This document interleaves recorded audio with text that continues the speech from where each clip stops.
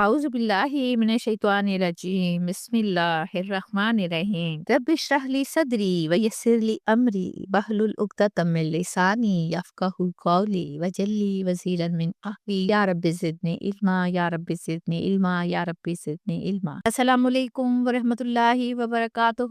میرے پیارے بچے، میرے شہزادے بچے، کل کے دائی بچے، آپ کیسے ہیں؟ مجھے امید ہے آپ خیریت سے ہوں گے۔ اللہ تعالیٰ آپ کے لیے آسانیاں فراہم کرے، آپ کو اپنے حفظ و امان میں رکھے اور ہم سب کو اسلام کے راستے پر چلنے والا بنا دے، آمین ثم آمین۔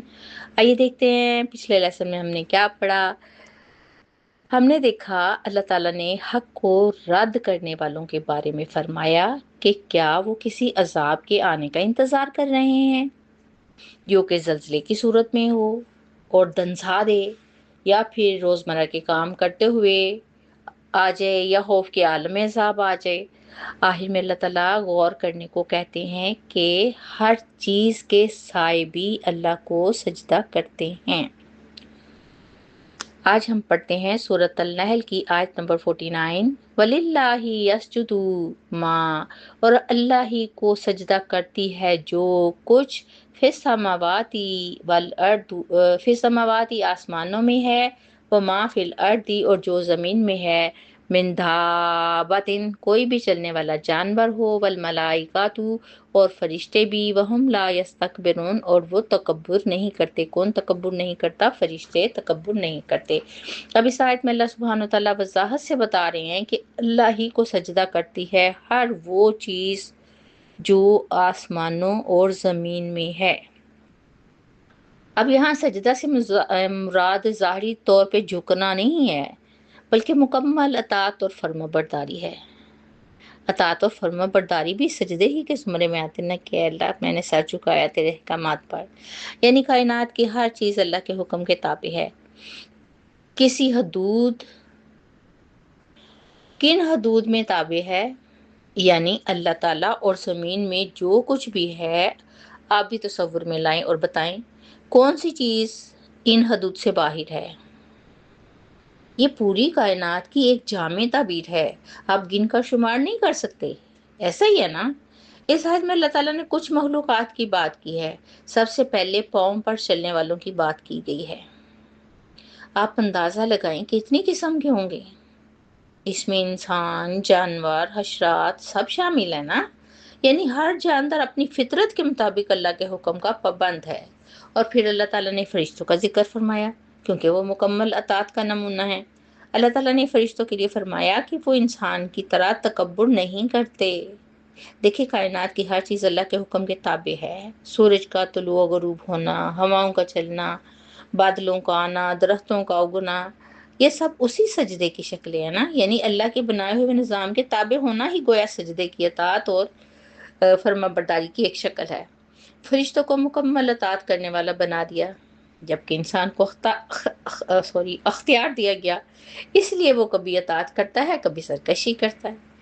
دیکھیں بظاہر انسان آزاد ہے، لیکن حقیقت میں وہ بھی اس کائنات کے نظام کا حصہ ہے۔ فرق صرف یہ ہے کہ اسے شعور دیا گیا ہے تاکہ وہ اپنی مرضی سے اللہ کی بندگی اختیار کرے، نہ کہ باقی مخلوقات کی طرح صرف فطری طور پر۔ سورۃ النحل کی آیت نمبر 50 اور 51 پڑھتے ہیں۔ یخافون ربہم، وہ ڈرتے ہیں اپنے رب سے۔ کون؟ فرشتے۔ من فوقہم، جو ان کے اوپر ہے یعنی اللہ تعالیٰ۔ ویفعلون، اور وہ کرتے ہیں ما یؤمرون، جو وہ حکم دیے جاتے ہیں، یا جس بات کا یا جس چیز کا انہیں حکم دیا جاتا ہے۔ نیکسٹ آیا ہے وقال اللہ، اور اللہ نے کہا لا تتخذوا، تم مت بناؤ، الہین اثنین، دو معبود، انما ہوا الہ واحد، یقیناً صرف ایک ہی معبود ہے، فَإِيَّیَّ فَارْہَبُونَ، سو مجھ سے ہی ڈرو۔ اس آیت میں دیکھیں فرشتوں کی صفت بیان کی گئی ہے کہ وہ ڈرتے ہیں۔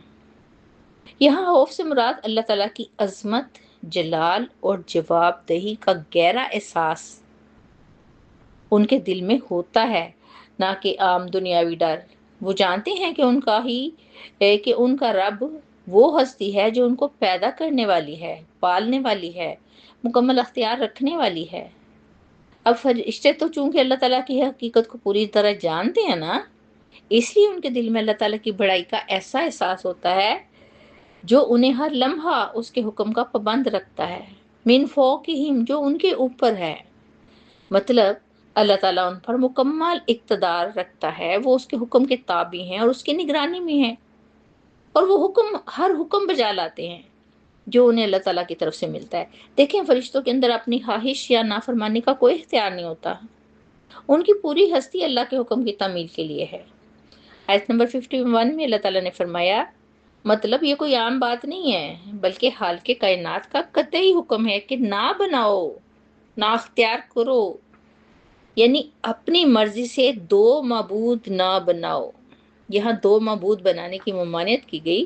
معبود تو دیکھیں صرف اللہ تعالیٰ کی ذات ہے نا، کیا کوئی کائنات یا اس میں جو کچھ ہے پیدا کر سکتا ہے؟ آسمان اور زمین کا نظام، دن رات، سورج چاند، انسان کی پیدائش یا کسی بھی کام میں کسی دوسرے کا دخل ہے؟ بالکل بھی نہیں۔ تو پھر معبود دو کیسے ہو گئے؟ معبود تو صرف اور صرف اللہ ہوا نا، یعنی عبادت اور اطاعت کے لائق تو صرف ایک اللہ ہے، اس کا کوئی شریک ہی نہیں۔ اور جبکہ خالق ایک ہے تو ڈرنے کا حق ہم انسانوں کو تو اللہ تعالیٰ سے ہی ہونا چاہیے نا۔ دیکھیں ہم اصل جواب دے تو صرف اللہ کے سامنے ہیں، نہ کہ کسی اور ہستی کے سامنے۔ یہی احساس انسان کو سیدھا راستہ اختیار کرنے پر مجبور کرتا ہے کہ میں نے اپنے اللہ کو جواب دینا ہے۔ ہمیں شرک کو چھوڑ کر توحید کے راستے کو اپنانا چاہیے۔ عبادت ہے، طاعت ہے، خوف ہے، صرف اللہ کے لیے ہونا چاہیے یہ چیزیں، اور کوئی تو ڈیزرو ہی نہیں نہ کرتا اس بات کو۔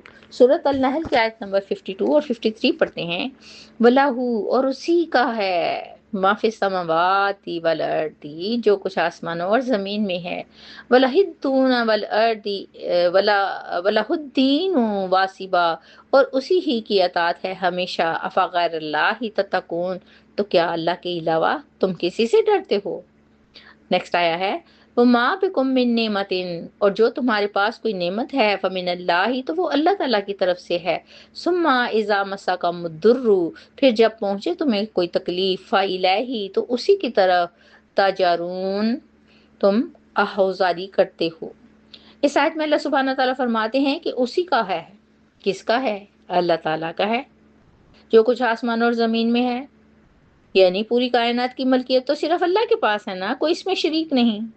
ہمارا تو اپنی ذات پہ بھی حق نہیں ہے، میں کہوں یہ انگلی میری، یہ دل میرا، یہ شکل میری نہیں، کس کی بنائی ہوئی ہے؟ اللہ نے دی۔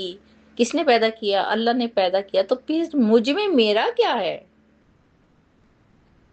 ہمیشہ اطاعت اللہ تعالیٰ ہی کے لیے ہے، یعنی دین میں اطاعت اور بندگی بھی اللہ ہی کے لیے خاص ہے، اور یہ کوئی وقتی چیز نہیں ہے بلکہ ہمیشہ کے لیے۔ انسان کی زندگی کا ہر پہلو اللہ تعالیٰ کے حکم کے تابع ہونا چاہیے۔ آخر میں اللہ تعالیٰ سوال کرتے ہیں، جیسے جھنجھوڑ کے پوچھا گیا ہو کہ کیا تم اللہ کے علاوہ کسی سے ڈرتے ہو؟ صاف اور واضح بات ہے کہ جب سب کچھ اللہ کے اختیار میں ہے تو کسی اور سے کیوں ڈرا جائے بھائی؟ کسی کا خوف دل میں کیوں پیدا ہو؟ اصل خوف، ڈر اور بندگی صرف اللہ کے لیے ہے۔ آیت نمبر 53 میں اللہ سبحانہ تعالیٰ فرماتے ہیں کہ تمہارے پاس جو بھی نعمت ہے، چھوٹی ہے بڑی ہے، تو وہ اللہ تعالیٰ کی طرف سے ہے۔ ہم کہتے ہیں میرا، نہ میرا، کچھ نہیں ہے، یعنی ہر نعمت کو عطا کرنے والا اللہ تعالیٰ ہی ہے۔ پھر انسان کی ایک کمزوری بیان کی گئی کہ جب اسے کوئی تکلیف یا مصیبت آتی ہے تو پھر بھلا وہ کس کی طرف رجوع کرتا ہے؟ غور کریں ذرا، جب ہم تکلیف میں ہوتے ہیں یا کوئی مصیبت ہمیں آ لیتی ہے تو اس وقت کوئی دوسرا معبود اور شریک ہمیں یاد ہی نہیں آتا، ہم بلا دھڑک اپنے خالق کو بار بار پکارتے ہیں، روتے ہیں، تکلیف کو ختم کرنے کی دعا کرتے ہیں۔ کس کو پکارتے ہیں؟ ایسے ہی ہے نا، اس وقت ہمیں کوئی یاد آتا ہی نہیں ہے، کیونکہ یہ بات ہمیں پتہ ہوتی ہے کہ مشکل کشا صرف اللہ ہی ہے۔ لیکن مسئلہ یہاں آتا ہے کہ جب تکلیف ختم ہوتی ہے یا آسانی میسر آتی ہے تو ہم اللہ کو بھول جاتے ہیں، دوسروں پر بھروسہ کرنے لگتے ہیں، یعنی ہم مصیبت میں تو اللہ کو پکارتے ہیں، اور ہمیں کیا چاہیے کہ خوشحالی میں بھی اللہ تعالیٰ کو پکاریں۔ اسی کے ساتھ میں آپ سے اجازت چاہتی ہوں، ہنستے رہیے، بستے رہیے، کوشش کیا کریں کہ شیئر کر دیا کریں، کوشش کیا کریں کہ لائک کا بٹن دبا دیا کریں، ساتھ ہی ہوتا ہے، کبھی دیکھا ہے آپ نے؟ یا کوشش کیا کریں کوئی کمنٹس پاس کر دیا کریں، بات اچھی لگی بری لگی، کہیں کچھ غلط تو نہیں پڑا، بتا دیا کریں۔ اسی کے ساتھ مجھے اجازت دیجیے، ہنستے رہیے، بستے رہیے، خوش رہیے، بات رہیے، اللہ کے مان میں رہیے، انشاءاللہ پھر ملیں گے۔ اللہ حافظ۔